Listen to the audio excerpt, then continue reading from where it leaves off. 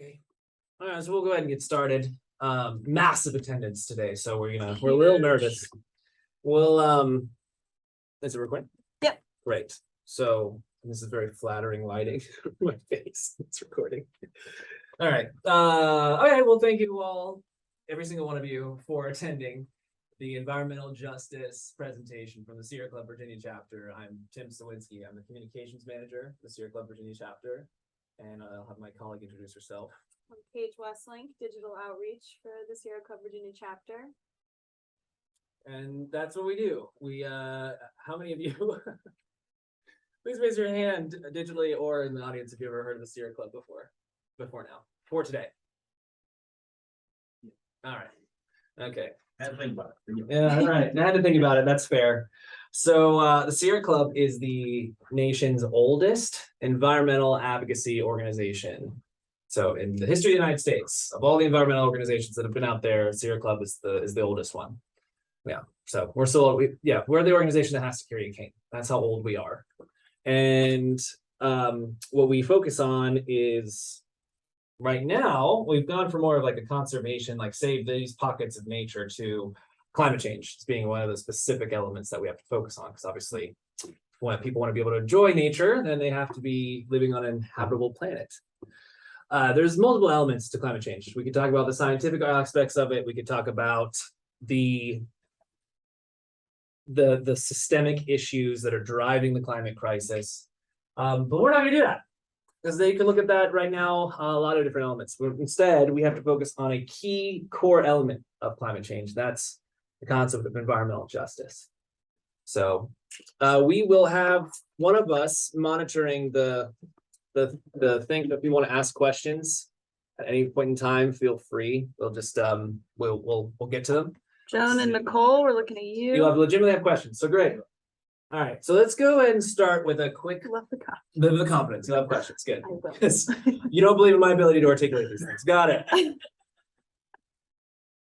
gonna make this as fun as possible. Yeah, we have to at this point. Well, look, I'm sorry. You might be distracting the rest of the guests. Yeah. We're not that to leave. Do you want to show the audience what we're working with today? Actually, Yeah, it's a packed house, so we'll show you what we're working with. Yeah.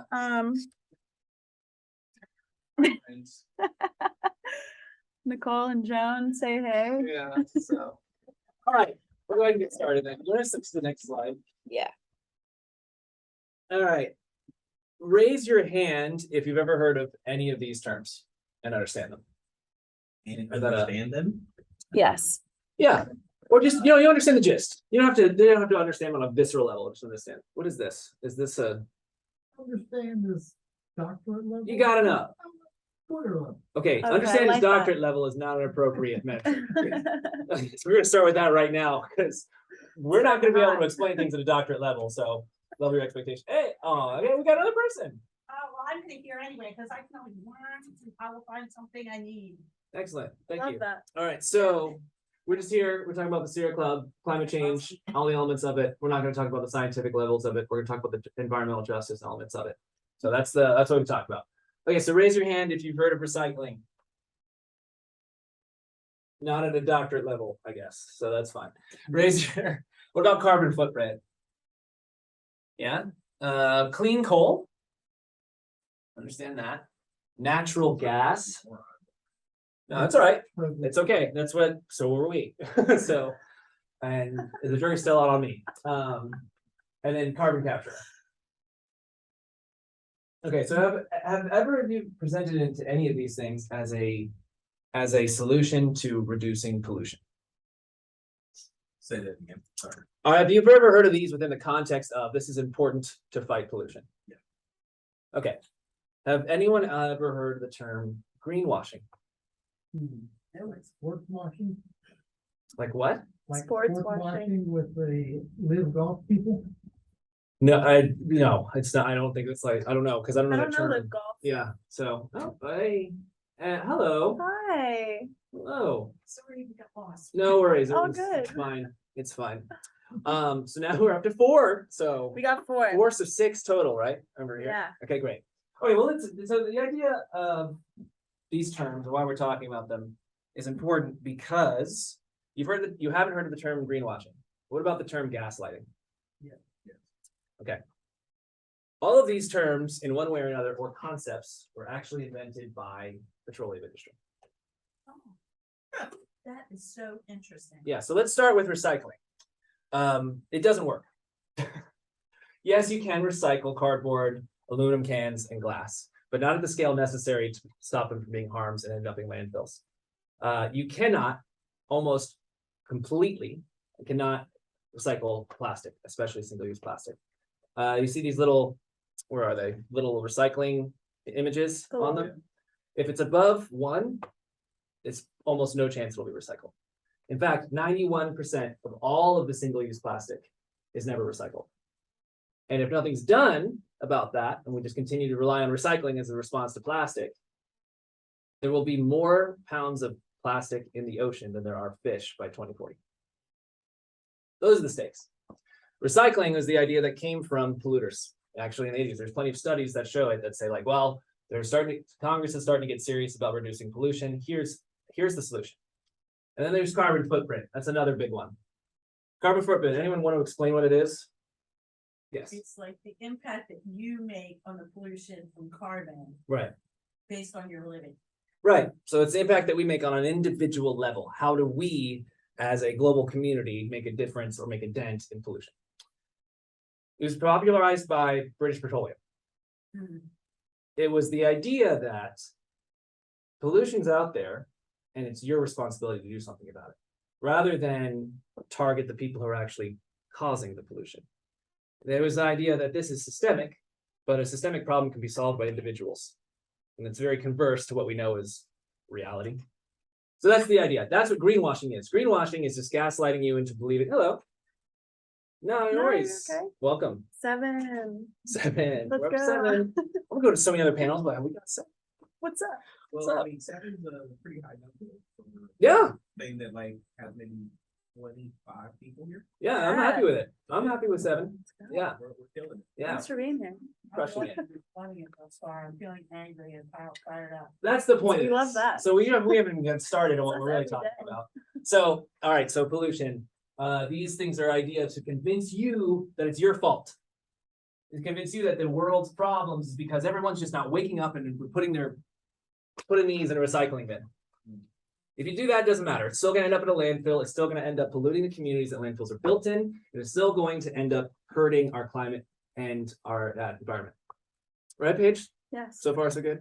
So far, so good. So far, so good. So that's what we're here to talk about. One is like the idea that pollution and benefits can go hand in hand, because they can't. And if we're going to save this planet, we also have to look at this as the way that how pollution impacts different communities at disproportionate levels. Yeah, it's like the next slide. Just go to the next one. We'll just do branding from here on out. So the idea of environmental justice, has anyone heard of that term? And I think it's pretty straightforward. It's just the connection between, the disproportionate impacts. So no people or group of people or communities should shoulder the greatest burden of pollution, but they do. The idea of justice has to be made up of, because there's the idea of injustice. And what ends up happening in America is that places that shoulder the greatest burden of pollution tend to have similar characteristics, almost always across the board. They're always communities of color, Black communities, brown communities, and indigenous communities. They shoulder the greatest burden. And by the way, these are also the communities that contribute the least amount of pollution. So the communities that suffer the greatest are the ones causing the problems the least. Mhm. That is what happens in America. It's what happens across the world, but we have specific problems with it. So I don't like to be Dr. Statistics, but we know that the impacts of this happen on a human level. So if you're here to hear about sustainability, that's not necessarily what we're going to be talking about. What we're going to be talking about is how this impacts people specifically. The human level of this and the detriments and consequences of this is Black Americans are 3 times more likely to die because of air pollution than white Americans. 2/3 of the people who live around toxic facilities and toxic landfills are communities of color. And most of those people are children.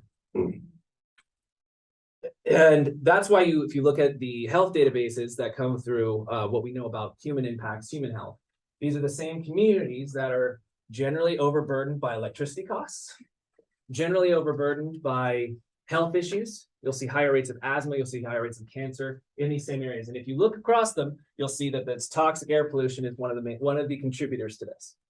We technically can't say from a legal standpoint that's the cause, but that's what elected officials will say. Yes, Does this have any impact on like birth rates? absolutely. Yes, thank you very much for saying that. So the question was, does this have any impact on birth rates? I told you I have a little bit, but Yeah, no, that's a great one. And again, like I said, just ask questions whenever things come up. Yes, if you're breathing in toxic air, your body is already working double time in order to do things. So if you introduce a new process in your body, I'm speaking this in like the most simple terms I possibly can, but it can interrupt normal other life cycles. There are people who have grown up with asthma, moved away from an environmental justice community, and not had asthma anymore. This is not just anecdotal evidence. We have statistics that are showing this across the board. So that you live near pollution, you end up having a detriment on your health. And that makes every other aspect of life harder. Because if you're having constant challenges within your health, it's harder to, I mean, we can use the pandemic, for example. These same communities that I'm talking about also had disproportionate deaths because of COVID-19. And if your body's already fighting off different issues and different health impacts, and then you introduce another one, it has a harder time getting over them. And then on top of that, you have stress. I mean, Because stress. you're dealing with those issues, which affects your entire body. Right. So here's a perfect example of what we're talking about. So in Richmond, that's where we live. So Richmond, it's got a bad rap. And for good reason, but we got rid of the statue, so I guess it's That's better. true, yeah. But I say that everyone Charlottesville. The redlining and heat islands. So heat islands in Richmond are really bad, and it's really comes back to tree shade, and trees capture pollution. They also shade areas that would otherwise trap them. And some places in Richmond can be 20 degrees hotter than other places in Richmond. I mean, they're not even a mile apart. We're talking about blocks apart, 20 degrees hotter in the middle of summer. If you put that on a map of redlining, they fit. They're almost the same. It's as if they're puzzle pieces. So this is, again, the idea of justice. It doesn't have to just be about health justice. We're talking about racial justice. We're talking about access to different, we're talking about healthcare justice. We're talking about all of these things. These are a part of the through line of what environmentalism has failed to actually contribute to the larger narrative about justice, and we're trying to change. So, where were we going with this? We're talking about Richmond, and where was we going at? Oh, in Virginia specifically. So the Sierra Club has looked at toxic air pollution as one of the specific things. So again, probably find unsurprising conclusions. So toxic air pollution is called the toxic inventory or the toxic release inventory. The EPA releases a study of it every 2 years, and it's toxic places that release toxic chemicals into the air. That's all categorized. The system is flawed because it's based off modeling and self-reporting. But nonetheless, we have it, and they can score what is the most toxic areas. Like you said, so a score of 10 is 10 times more toxic than a score of 1. That's the idea. In Virginia, our score in 2019 was more than 3 million. 2 million of which was coming from a place in Richmond that releases a chemical known as ethylene oxide, which causes leukemia. Sure enough, if you look at the health databases and cross references, you'll see that we have higher rates there than on average. That is what happens. And when we did the analysis, we did it by zip codes, and we try to look at the zip codes and everything that's in that area. And we look at the demographics, and it is almost exclusively Black and brown communities. That's the ones that, these are the communities that we suffer. And we have to speak plainly about this. We can't just be trying to skirt around this. This is intertwined with other issues. People will say climate change is the most important issue of our time. Racial justice is also the most important issue of our time. Reproductive justice is also the most important issue of our time. This is complementary of a larger piece of things. Any questions about that? No, but I have a question before I forget it. Sure, go ahead. Kind of like, so I'm a teacher, right? Yes, we could tell by how you were asking questions earlier. Yeah. You have resources that show this, Mhm. that you can use to convince people, to get students to draw their own conclusion. Because I would, this is like a perfect lesson for students. Yeah, well, so her and I go to a lot of different places and speak about this because it's also like we I'm also. gonna invite you, by the way. Oh, great, awesome. Well, thanks. Yeah, we got a class later today. We'll just hop over there and then Yeah. just go ahead. But yes, I mean, we have resources on our website. We are constantly doing. I do PR, so I try to inject this into the regular public narrative. But and Paige is amazing at social media. And we connect different organizations. She's actually gonna be talking a little bit more about what specifically we do to get people activated in this mode. But I'm just trying to skip the concepts. So let's look at other ways, the structural issues. A structural issue, for example, in Virginia, that's the only one that we're most familiar with. So I can say this, but I'm sure it happens in other places. We have decision-making bodies that we assume are part of an institution that's built to protect us. Department of Environmental Quality, for example. Actually, before I speak, you were about to say something. I think I'm in my head about the birth rates. Birth rates. Okay. because that's a big deal, in my community. In Ohio? Yeah, like, a lot of people, a lot of like black women, in Mhm. particular, married, single, whatever, have a hard time getting pregnant, right? And I never considered that it was an environmental issue. Right. And now I'm in my head and it's kind of pissing me off. And so like, you can keep going. I don't. Okay. But All right. Well, so do you mind if I repeat what you said to the folks? So you mentioned that in your community, saying that Black women in particular have a hard time getting pregnant in the first place. And you're wondering now if that might have, that maybe part of that is environmental, is pollution. Yeah. So after this, we can literally look up that toxic release inventory I was talking about. We can literally look up exactly where you are. And we can do it by zip code, we can do it by town number, and we can see if that could be a contributing factor. And that's the thing, is you can't eliminate these factors. That's what decision makers will say. It's like, oh, there's a bunch of different reasons Right. why someone could get sick. That's one of them, but that'll be the case. We have seen this happen, but that's a ridiculous notion, because isn't your job as an elected official to do what's best for your constituents on multiple different dimensions? So why would you let this one thing that could be hurting people proceed? And in Virginia, this is where it gets hard to do things. So for example, I'm gonna talk about how it's hard it is, and you're gonna talk about how we actually can be pretty successful in stopping them when people are engaged, when people are mobilized. So I'll give an example. There's Charles City County in Virginia, something called, we consider a sacrifice zone. It's the idea that like you put most of the pollution concentrated in one place because there are areas of least resistance in the same communities I was talking about before. So they already have a giant landfill there. By the way, Virginia takes in 25% of its trash from other states. We literally have landfills that are bad for air and it's bad for water, because that's what people breathe and drink, and it's a huge deal.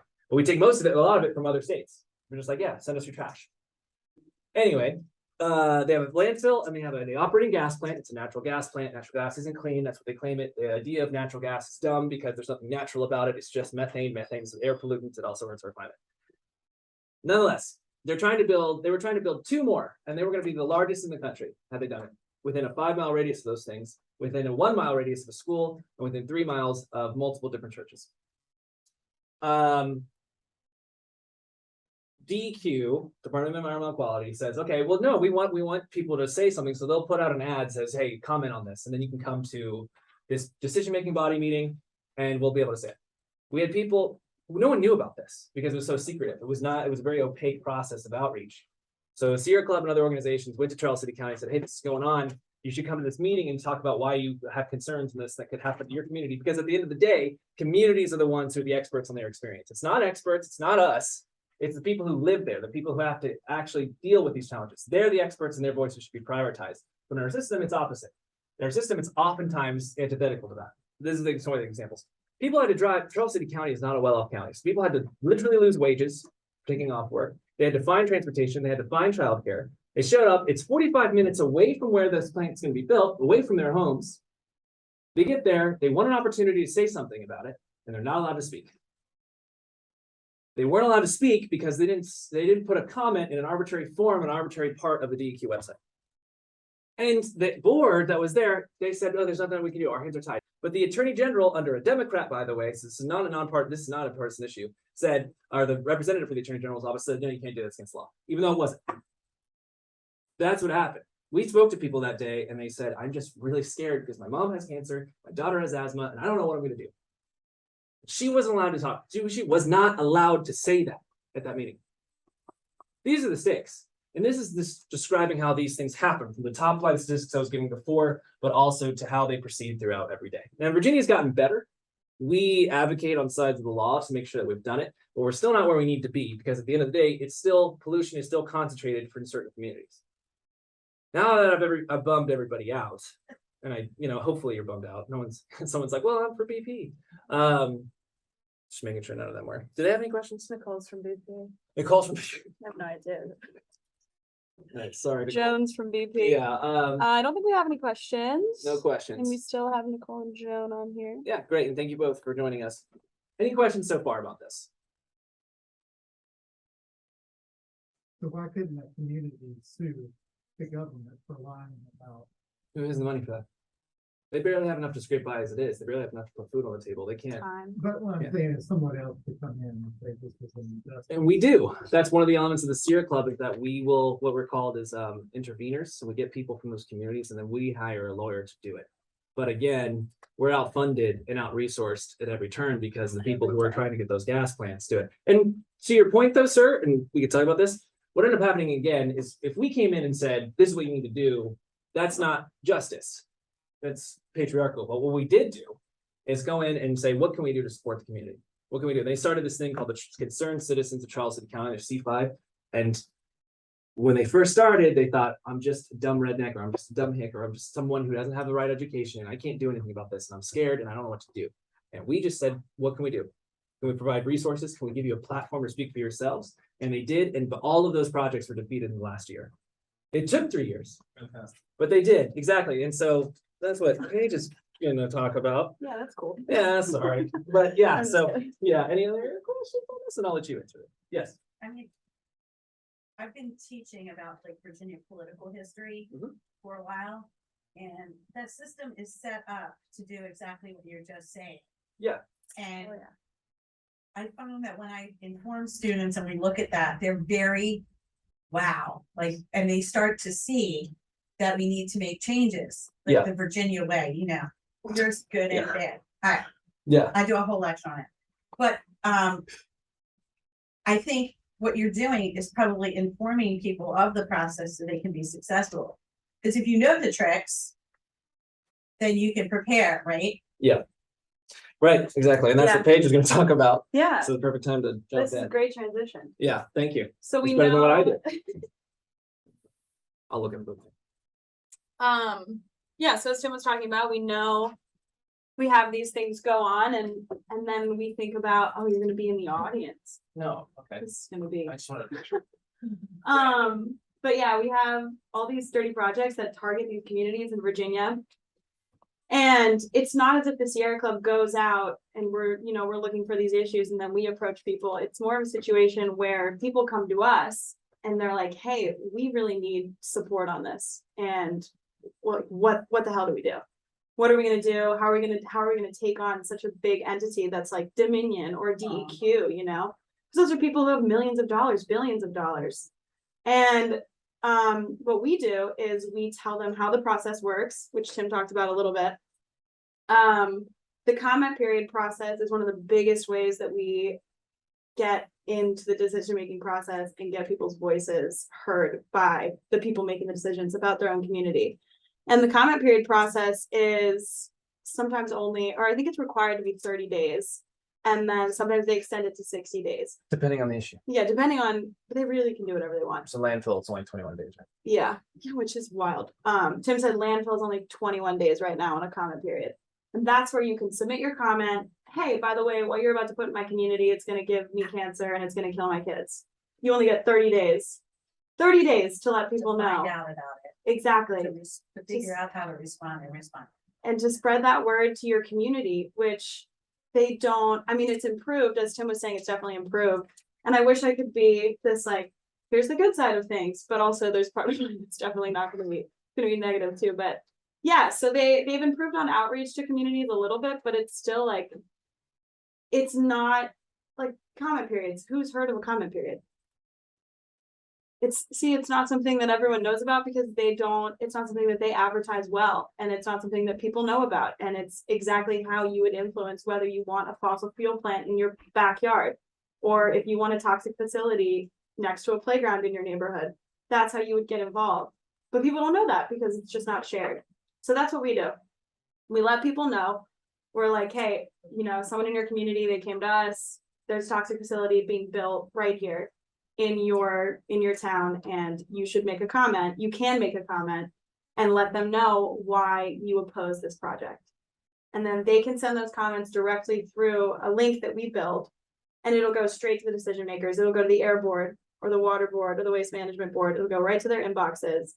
Sometimes we'll get up to like 1,000 comments that we can collect, which is really, really great because our database is huge at this point. We've been around for a while.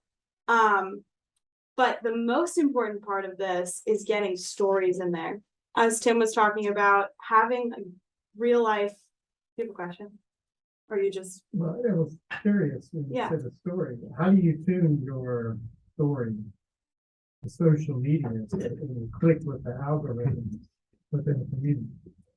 our social media, it's a great question. Our social media is a lot younger than our email base. So I'd make it completely different, I think. With social media, we make it more, it's more fast and more light and more like, this is what's happening here, the facts, please take action. Whereas in an email, you have all the context you get to write out and you have you get to provide so much more information and people will really read it with the email. But it's younger people who don't have as much time. They're in college, they're working 2 jobs, they got shit to do. So for social media, it's like, here's what's going on, here's why it's messed up, here's how you can take action, blah, blah, blah, please take action. And that's it.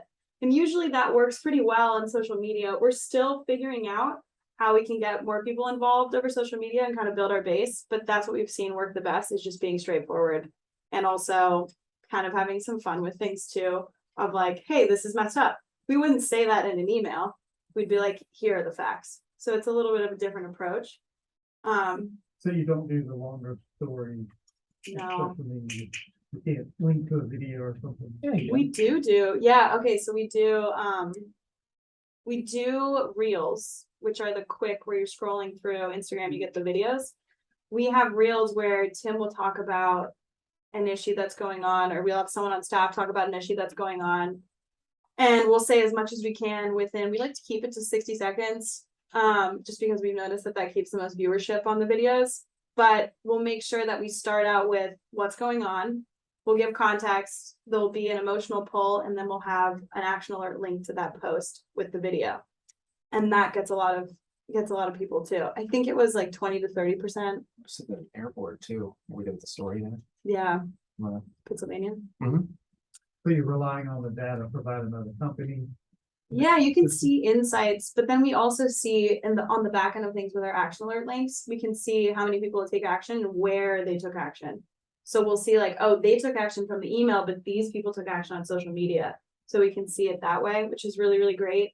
And that way we know if it's a good way to get people engaged, and if we're reaching the right audiences. It tells you like which cities we engage on a specific day, or which age group we engage. And even it does gender, it only does female and male right now, but and we have all of this data that we can read from when we post videos and see like, oh, that's who we were engaging at that time on this issue. And so we know we're targeting the right people. Does that answer? That help answer? Paige runs our social media, by the way, and she's grown it exponentially. So I think it's a great tool for advocacy, which it's becoming a new thing. So I'm learning. And I know the groups that we work with are learning, and we really just bounce off of each other and we're like, hey, did that work? No, did that work? Yeah. Do you guys have TikTok? I feel like that's a good way to like spread messages, because I feel like TikTok, everybody's just scrolling on TikTok and it's so easy to go viral on TikTok. So I feel like you guys should like start on TikTok. Yeah. Because like you're gonna You reach wanna a do one? different audience. Yeah, I can y'all will reach a different audience on TikTok. I love that. Yeah, we'd love to do TikToks. Tim's TikTok ready. He's our star right now. it's not true. Well, yeah, so we covered the story on the airport. To your point about the about like hearing a lot of this is regulatory, is where Yeah. a lot of these issues start for both birth and die. Yeah. We tried to peel away the curtain for one event. We're dealing with a compressor station. A compressor station is the most Yeah. toxic part of a natural gas pipeline that was going to be built in an area in Pennsylvania County that already was dealing with 2 compressor stations that were already there. And the same thing, statistics, higher rates of respiratory illness, higher rates of maternity death. And Mostly Black community, low income community, blue collar community. Yep, but we didn't, and then anyway, we want to talk about how we covered it. Yeah, we on social media, Tim and I got to go to the air board. So they had the same thing. They were trying to build this compressor station. They had the comment period beforehand. And then Tim and I were so we did an action alert for that, got as many comments as we could, but then we went to the air board in person. And we on social media got to record every step-by-step of like, we're on our way to the air board meeting. It's in Pennsylvania, which sounds like it's from Dracula. I'm sorry if you're from Pennsylvania. I just had never heard of it. What is it? But it's in Pennsylvania, and we drove there and then we videoed all of the stuff. So it was like Tim driving like, yo, we're on our way to Pennsylvania right now. But it was a great way for people to see like how much goes into it, an event like this, and how much time it took us, because we were there for like 7 hours. And if we didn't 8 hours. post an update, people would be like, what's going on? Like, we wouldn't know, because it was very much a David and Goliath story, because the air board at that point in time had never denied a key permit for a compressor station. We went into this, Tim was like, yeah, we're gonna drive 3 hours to this meeting, and I was like, we're on the way, I'm asking questions, because I'd never done anything like that before. And I was like, so do you think they're gonna decide to deny the permit for this horrible compressor station where they already have 2 polluting facilities in this very small area? It makes sense they would deny it. Tim was like, yeah, well, they've never denied an air permit, so probably not. And I was like, oh, great, awesome start to this event. I think you had a question. When you post into social media, you get a lot of people who are maybe openly hostile that you're actually driving to these events, Yeah. that they're picking on you for polluting while you're trying to. I don't know, I mean, we don't get we don't get, I'm gonna say it, we don't get MAGA people, because they're not into, like, but we do get, it's industry. Industry likes to bully us. Yeah. Industry will be like, oh, look at those tree huggers or whatever they're over there, and they'll try to belittle us before we need to speak about these things. Yeah. And they always rely on the false promise of economic opportunity, which we have study after study that shows it's short-lived, if at all, and ultimately hurts the community more. So Yeah. We So- we get insults. yeah, politicians, they like to insult us. That's cool. But we troll back now. We found, to your point about algorithms and stuff, we post something on Instagram. If we get, so I'm in grad school right now studying political communications, and it's like comment sections are actually one of the biggest forms of misinformation. So what we do is, if somebody posts a comment, we respond by making them look stupid. So we talked about earlier, one of the reasons we're seeing increases in electricity right now is because polluting plants rely on fuel sources that aren't free. So natural gas has to be mined, shipped, transported, all that stuff. Coal, same deal. Oil, same thing. Where the fuel source for wind and solar doesn't require any of that. So that's an energy source that doesn't make people sick. And it keeps a stable costs, except an economic trend show it's going down while polluting facilities go up, and they're unstable. And somebody commented, oh, what do you say? It was like, what a tiny mind you have. Solar is not free and neither is wind. They're actually really expensive. And then we just commented back, don't you hate it when the sun refuses to shine because we forgot to pay it? Yeah. So yeah, but that's the reaction we want, is you might see that comment, not know of the context that we know because of our experience. And then you're like, well, that guy had a point. And then you make them look stupid. And then who are you more likely to agree with? Yeah. And then Tim's fiance comes to the comments and she backs him up. Yeah. It's awesome. She's mean. She goes on a personal level. I try to do it from a, She's unaffiliated, so she can. so. Yeah, so we do get some haters, but Tim's great at the comebacks, so I love reading them. I'm always like, oh gosh, we got another comment. Yeah. Let's see what Tim said. But yeah, for the compressor station in Pennsylvania, we got to record everything, and then we recorded community members that were there and got their stories on our post too, which was really great. And it was one of those moments where you got to see the whole process of people who were literally from this area coming to the air board meeting and speaking to the air board members, being like, hey, my family has a farm here that we've had for generations, and I'd like to see that continue for the rest of, my grandkids. Looking them in the eye and being like, if this is built, I don't know if their health is going to be, I don't know if they're going to be able to live here, or if they're going to stay here, or if our land's going to be protected, and then we had people going up being like, hey, I'm seeing young people die in my community from cancer more than I've ever seen in my lifetime. And they were like very, very personal stories that they're revealing to the air board members. And then we have the DEQ come up, before that actually. And they're like, here's what we did. We talked to the community and we got the input from the community, and they have requirements that they have to fulfill, like reaching out to a certain number of the community members, and like for the comment period that they have to do for as long, whatever. They give their presentation and then the people speak to the air board about how they feel about it.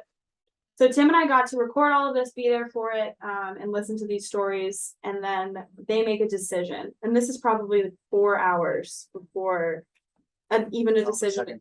Yeah. Oh, and it was the second day. So welcome. We 4 hours in, we are awaiting the decision. This is day 2 of the decision-making process. We're just talking about I'm kind of in the middle of the story. That's okay. It's all good. But yeah, we're waiting and, we're standing outside with everyone. We've got community members, we have coalition partners that we work with, which is probably, I don't know, we had like 5 or 6 groups from Virginia that were there. And then we go back in, they meet in the bathroom, they come back out, and for the first time ever, we have them make a decision to deny a compressor station in Pennsylvania.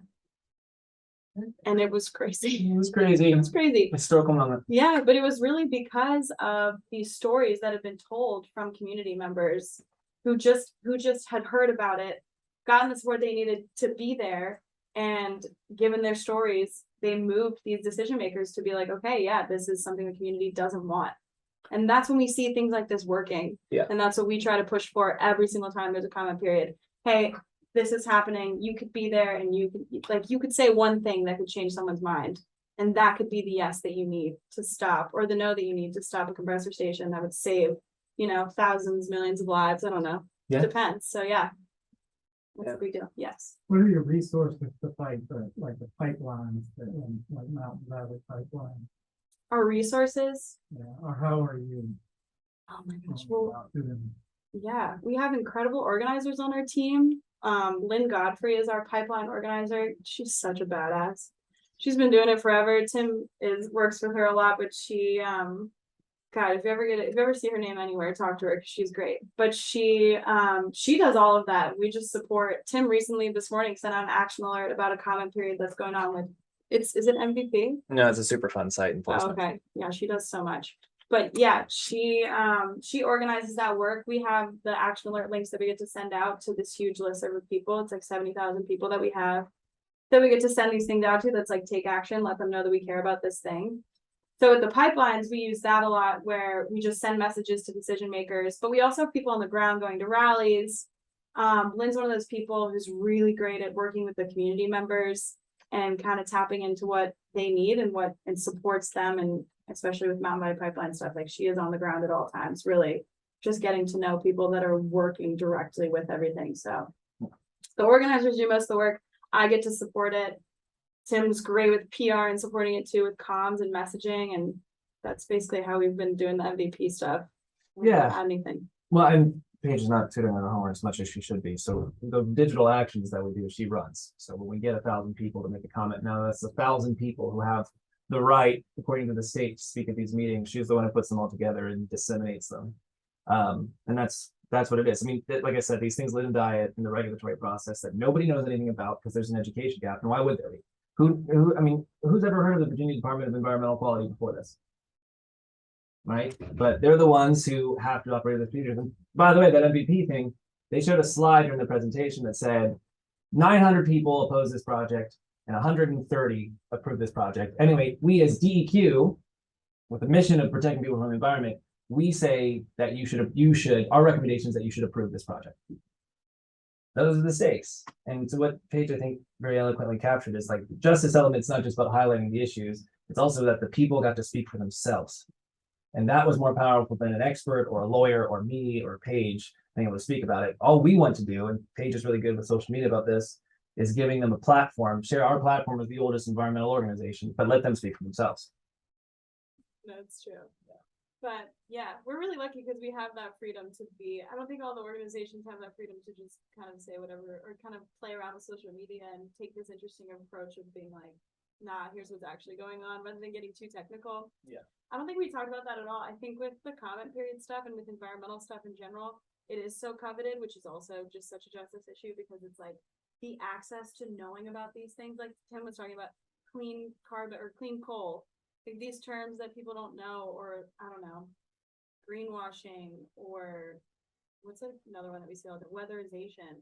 Like these terms that like environmental orgs use, they're elitist. Like that's what they are. They're classes, they're elitist. Like other people don't know those terms. So of course they're not going to get involved or want to be a part of this process that's actually involving everyone, because it's like they have no idea what we're talking about. Yeah. So Tim and I have really been working on being like, okay, weatherization. Tim switched that to weatherproofing, which context clues. I think most people more people than weatherization can figure that out. So it's like, we know that in the US, we have a 3rd grade reading level average.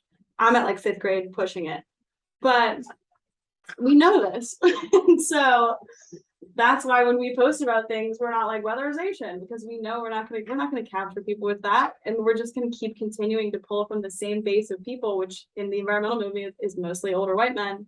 And like older white people, honestly, which is our org majority. And that's why I think we are where we are. We haven't made the progress that we need to make, because when we use language that's inclusive, that all people can relate to and understand, then we get to have more people. And then we do better, and then we support more people, and then more lives are saved. So it's like a big thing that we've been working on is just kind of taking us away from that elitist language that environmentalists love to use.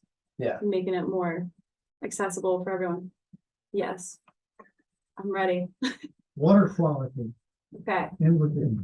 So there are some places with filthy water, the New River. But the feeder places are actually quite pure. Here at the Cascades, it's 0 parts per million even. And going into the New River, but the New River is filthy at 128 parts per million without knowing exactly what's inside of it. How do you advocate for that in communities in which, you know, that river crosses like 5 counties or something like that? It's a lot of people at stake, or if you're in the Potomac and the Shenandoah, if you're up near Harper's Ferry, it's not that bad, but as soon as you get to Washington DC, it's undrinkable. So it's funny you mentioned this, because there's been a lot more of the idea of talk of forever chemicals in water lately. Forever chemicals. Okay. You don't even know what that is, and it sounds bad, right? It's coming against the water supply, and it does not go away. It's like plastic, it doesn't break down, it doesn't go. It's happening more and more in areas around Roanoke. That toxics report I was talking about, you can also look at water toxins. And the scores, as I mentioned, score of 1 is 10 times less toxic than a score of 10. Virginia, if one part in Radford, where we have an ammunition plant, was a state, it would be the most toxic state for water. It's just one facility. And then all the other states have a less score than that one. What we need to do in the climate movement, and I'm not saying that I'm not guilty of this, is really stop focusing about technological elements, but talking about human impact on health. Polling data after polling data says, don't talk about climate change, don't say greenhouse gas emission, call it pollution, because everybody knows that pollution is bad, and talk about public health impacts. It's not about the trees, although it is, because they're really important for our health. It's not about saving natural treasures, which is fine, but I don't really have a nature connection like Paige does, but it's about people, and it's about justice. That's what's really important. Like we said, go ahead. I think that's like, what you're saying is like absolutely right. I was coming into this meeting, mainly because I didn't know anything about environmentalists, and so like I'm trying to like learn, because, you know, planning. Yeah, so you came the wrong one. We were the wrong speakers for you. No, but I think we're the right one now. Like, I'm actually gonna do something when I come. You know what I'm saying? And so, Yeah. like, because like you framed it in such a way around it being a public health thing, and like things I hadn't considered, like I'm in that process now. You know what I mean? Like, and so like I'm still stuck at that moment. You know what I'm saying? Like, and so I'm thinking that like that might be something, because like, you know, Cleveland is the Rust Belt, and so like we still have steel mills. You have a lot of factories, You know right? what I'm saying? Like it's a lot. Like I drive by smokestacks to Yes, go home. that's. You know what I mean? Mhm. And I never considered that like it could be hurting my wife and like my friends. You know what I'm saying? Like I knew that it wasn't good, but I didn't know it had an impact. Like I didn't know that there could be potentially an impact in that way. Yeah. And like talk about this a little bit later when we're on the panel, but like it has to be tied to like human dignity. If I'm gonna get involved, you know what I mean? And so Yeah. I wanted to say thank you, because I know we're running out of time, but like I No, want to say thank you for the way that you framed this. Everything that you said means a lot. It really does, because that's our thing. It's, you know, when I came into the Sierra Club, and I started before Paige, it was when it came to energy policy, they were talking about watts. So it's been there forever, but what's a watt? You know, to the normal person, what's a watt? And so offshore wind can power 2,000 megawatts worth of power. I don't know what that means. Frame it, it's 500,000 homes conservatively. That's great. Change it to that. When we talk about environmental justice or environmental issues, it's the cubic carbon metrics per 1,000 something or others, which is a really important thing because we need people who are experts on this to be able to talk about these things so that we can be speaking from a point of truth. I'm not trying to belittle that element of it, but what we have is people who are scientists who put out the alarm about climate change or about pollution, all those things, who understood at a very visceral level, aren't necessarily the same ones who should be the same spokespeople, right? What I think that there's a universe of people. There needs to be people from the speaking of the point of truth. There needs to be people speaking from the point of simplification. But most importantly, there needs to be people who are actually impacted by this. Those are the voices that have been drowned out the longest. Those are the people who have been historically left out in the cold. When we talk about these regulations things, I hate regulations. They're boring. They're dumb. And when I talk about policy, it's very dense. But at the end of the day, when they write a bill that makes it easier for a pipeline to go through someone's neighborhood, those people can die. Their children can grow up with asthma. Those areas will have more cancer. To your point about Cleveland, which is a big, factory area, as you said, smokestacks and all those things. There's the most visible example of this is a place called Cancer Alley. It's in Louisiana, which has immensely higher rates of cancer than any other place in the world. And it's literally a community that's in the middle of a bunch of factories all the way around it. That's what it is. And those factories, by the way, those might not be the projects that are helping destroy the planet, but they're still hurting people's lives. As long as we allow pollution in our society to run things, as long as we tie pollution to economic gains, this is what's going to happen. And the people who get sacrificed for it aren't the people who look like me. That's just the end of the day. And we need more people to be speaking about it in that way. And if we do it that way, then more people get involved.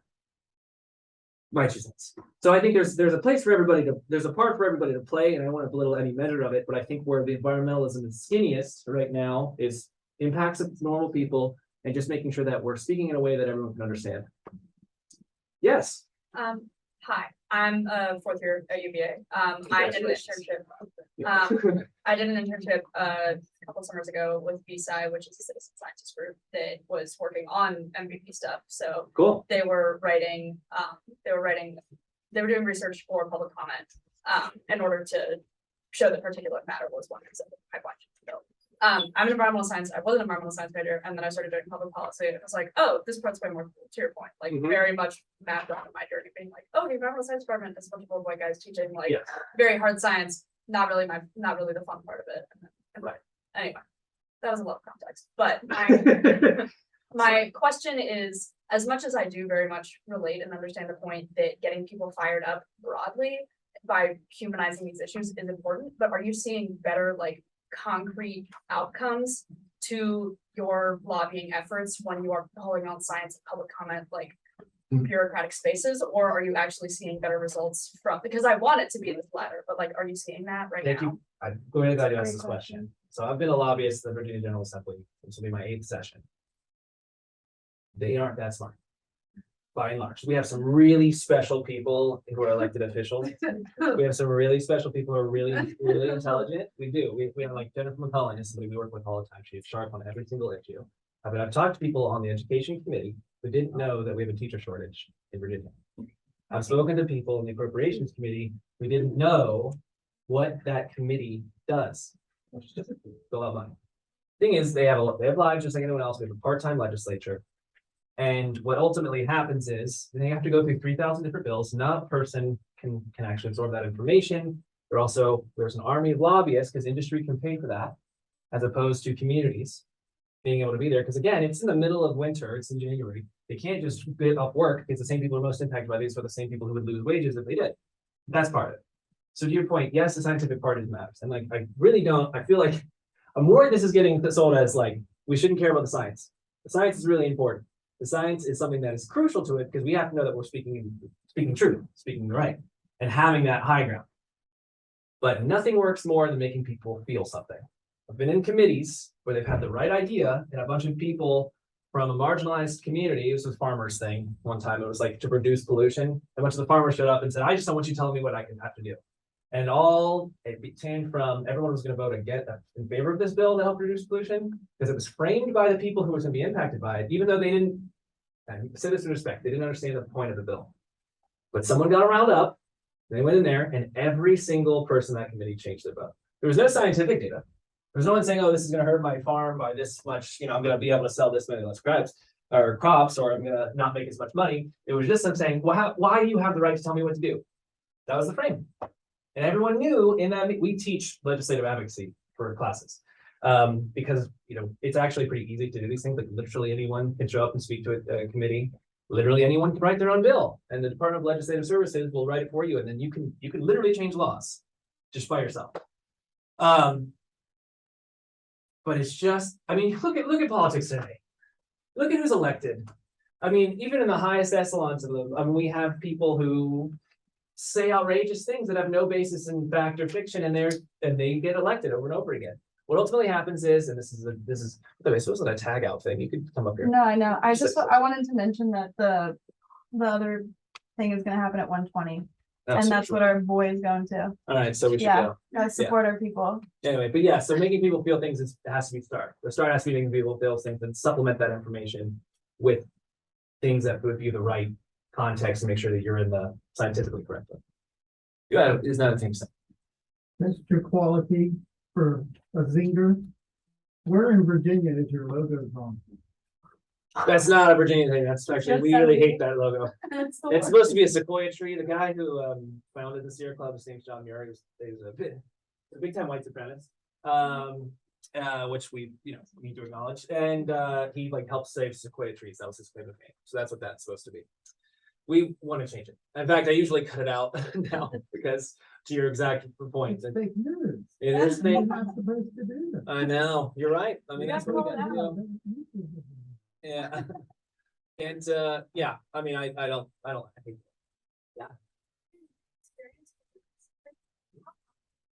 Get legislators to care about the human experience on everybody, because I feel like the way that policy tends to go is that if it's not Yeah. a universal impact, and if it's only affecting one group, it's very easy for legislators to kind of be like, oh, great question. I can't. That's just what it is. But if we bring people from those active who actually experience those issues, they can. Yeah. I could go into more about that, but I talk about disproportionate impacts, and the people who actually have a brand of caring about that, they will care about those things. But when it comes to the persuasion element, it's in some ways, I still talk about these issues through a racial justice lens, but that doesn't necessarily get everybody. Democrats and Republicans because they don't have a lived experience, and they'll learn from someone who does have a lived experience. I've seen it happen with a lot of different policies, whether it's been campus violence, where we brought people who were survivors of those things. They've changed their minds. People from both sides of the political aisle have been staunch things. They've changed their minds because they're hurting people. Again, this underscores why people, if they can, really need to engage. Politics will get better if more people are involved in it, but not by voting. Voting's the start. Yes. It's the start of civic engagement. It doesn't end it. There's actually, as a English teacher, I have to say, there is research that shows the impact of story changes people's beliefs and their opinions. So stories are important. Yeah. And it's nice if the stories can be grounded in truth. Yes, exactly. Yes, sir. Oh, wait, actually, I want to go back there because we just want to make sure. Go ahead. Sense. Are you seeing any more diverse recruitment as you're kind of leaning into the EJ lens a little bit more? Yes. Yeah. Well, she's actually really great. Amazing at this when it comes to not so much with membership, because here comes the membership thing, but It costs money. yeah, it costs $50. Yeah, I wouldn't have been paying, well, it's Partnerships though. Yeah, social media has helped us a lot. Cause that's young people, that's how they get their information. That's how I'm getting my information about what's going on in my community. So when we post about things, that's when we see a more diverse group of people come in and want to be a part of what we do. So we have seen a big engagement, especially when it's stuff that they're actually interested in and not the logo. that we Again, have. we have to tie it to justice. Yeah, Yeah. we have to tie it, and then we have more partnerships than we've ever had with more multicultural and Yeah. diverse groups that we've ever worked with before. We have to go, but if you want to talk offline, we can. But do you keep data on how many wins you have? Oh yeah, Yeah. oh yeah, big time. Oh yeah. No, we have Actually, we have an annual report. annual report. We have an annual report every year. side. You can see captures all of it, but also we have like analytics about like the action alerts that she puts in. So you can get out. So we learn from it. I'm sorry, we touched on that. Hey, well, just one announcement, we're gonna be back for our next